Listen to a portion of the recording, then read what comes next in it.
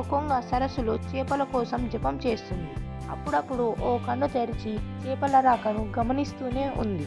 గంట గడిచింది, కానీ ఒక్క చేప చిక్కలేదు. ఆకలి బాధతో నిరాశలో ఉన్న కొంగ దగ్గరకు లకుముకి పిట్ట వచ్చింది. ఏంటి మిత్రమా, విచారంగా ఉన్నావు?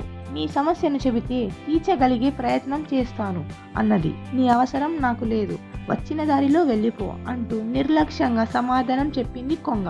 లకుముకి పిట్ట కొంగ మాటలకు ఆశ్చర్యపోలేదు.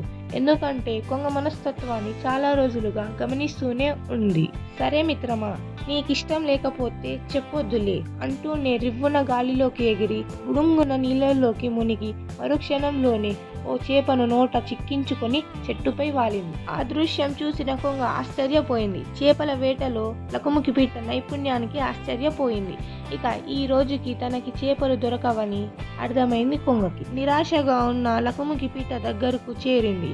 మిత్రమా, ఆకలిగా ఉంది, నీ దగ్గరున్న చేపను నాకు ఇవ్వగలవా అని అభ్యర్థించింది.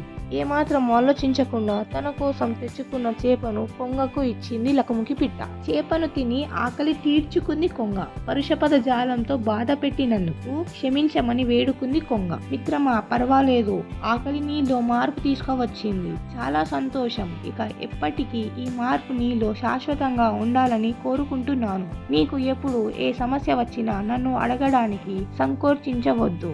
అలాగే నాకు సమస్య వచ్చినా నిన్ను అడుగుతాను. మన మధ్య ఎటువంటి హెచ్చుతగులు వద్దు అన్నది లకుముకి పిట్ట.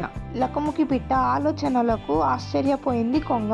ఇక ఆ రోజు నుండి వాటి మధ్య మిత్రభేదం కలగలేదు. ఒకరోజు చేపలు దొరక్క ఆకలిగా ఉన్న లకుముకి పిట్ట దగ్గరకు బోలెడు చేపలను తీసుకువచ్చింది కొంగ.